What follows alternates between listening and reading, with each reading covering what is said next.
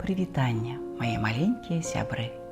Зноў з вамі бабуля Параска і новая цікавая для вас казка. А казка называецца «Хітры вол». Сёння вы даведаецеся, што не толькі сілай можна перамагчы, але і хітрасцю, сваім розумам. Слухайце, калі ласка. Пайшоў вол сена касіць. Косіць, завіхаецца, на неба паглядае, ці не відаць адкуль хмары. За пагоду, думае, сена насушу, стог скідаю, тады і зіма не страшна. Ідзе воўк, заглядзеўся на вала. «Ты бык?» – пытаецца. «Не, я вол». «Сена косіш?» «Кашу». «Рогами грабеш?» «Грабу». «Хвостом подграбаешь?» «Подграбаю». «А мяне ты не боишься?»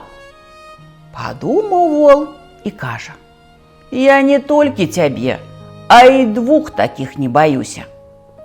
Паверыў воўк і пайшоў шукаць сабе падмогі. Прыходзіць на другі дзень з двума братамі. «Ты бык?» – зноў пытаецца.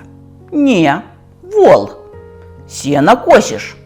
«Кашу». «Рогами грабеш?» «Грабу». «Хвостом подграбаешь?»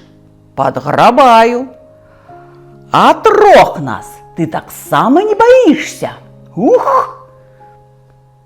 Што валу рабіць? Давай ён далей хітрыць. «Ой, не толькі трох, кажа, а і чатырох не баюся».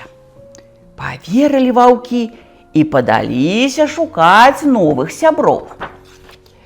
Доўга шукалі, нарэшце прыходзяць на балота цэлаю чарадою. Глядзяць, а там ужо стог сена стаіць, і вала не відаць.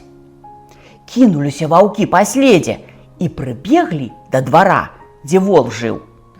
Двор вала высокім частаколам агароджаны.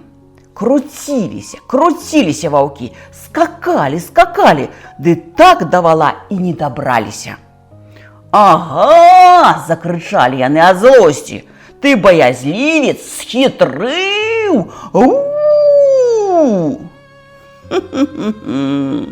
«Схітрыў ці не схітрыў?» – адказаў вол, а стог сена за пагодай накасіў. Ды і шкура ад вашых воўчых зубоў цэлая засталася. І павалакліся ваўкі прэч, хвасты падцяўшы. А вол стаў жыць-пажываць, ды добра сабе нажываць. Тут і казцы маей прыйшоў канец.